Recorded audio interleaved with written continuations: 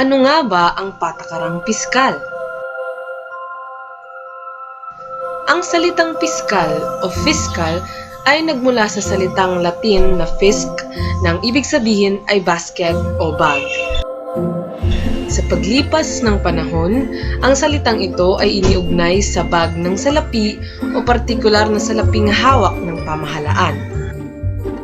Ang pamahalaan ay nangongolekta ng salapi sa pamamagitan ng buwis.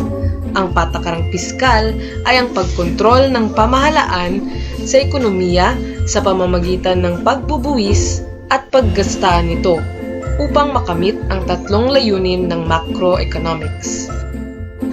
Ito ay ang mapalago ang ekonomiya o economic growth, mapatatag ang ekonomiya o stability, at mapababa ang unemployment rate. Ang kabuoang antas ng gastusin ng pamahalaan ay maaaring baguhin upang mapataas o mapababa ang output ng ekonomiya depende sa kalagayan ng ekonomiya ng Pilipinas.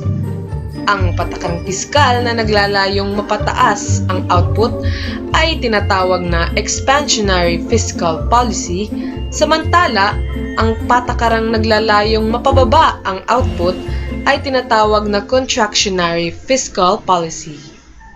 Created using Powtoon.